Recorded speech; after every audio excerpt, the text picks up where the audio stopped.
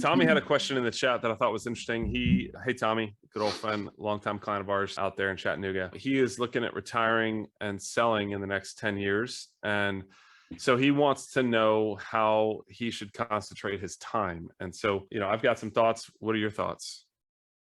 I mean, you can share that. I don't, that's not my specialty. I can tell you from my business owner hat that I would, if you're looking to sell the firm, people want to buy the most valuable thing that they can continue and keep it going. Now, if that's, there's some people, I talked to a gentleman like a week ago where he had 500 clients and the average value of his clients is like 300. And I'm like, have a nice day if that's the life you want to live. Right. Do you want to sell a business where you're like, hey, here's my business I'm going to sell, I'm retiring, but the only way this business works is if you work 80 hours a week, you're overwhelmed 24/7, you never get a break. It's like, what do you want someone to purchase?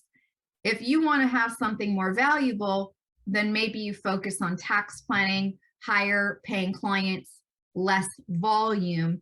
And now you have a book of business that's very attractive because that's the hard stuff to do. That's the hard part. So if you spend these last few years as you're working, focusing on how do I make this the most valuable thing where someone goes, I don't want to put in the work to create that. Anyone can get McDonald's type clients. And excuse me if that offends anybody, but that's how all of you feel sometimes because we talk to you. Especially this season. Especially this year. Because the deadline was actually in April. It didn't get extended, and it's just like, do you want to take control over your firm or do you want to keep struggling? You get to choose. Now, there is a sacrifice to make that shift, and that's time.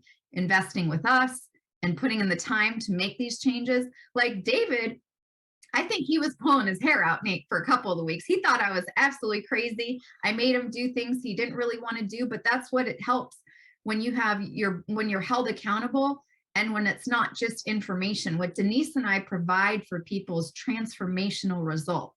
It transforms your life. And that's what I think you also want to create when you sell your firm. Yeah. And Tommy, the other little piece, I'm sure they'll talk to you about this if you talk to them on the phone. I would also urge you to think about moving yourself out of client work as much as possible. That might feel like an impossible dream, but as much as you are able to begin passing off tasks, direction of the business so that you are able to get into the place, because a buyer, they could buy you, but then you're trading your business for a job. And you don't really want that, right? You can, but if you start the process now of moving yourself out of only, except for maybe the clients that you most care about, that would be amazing.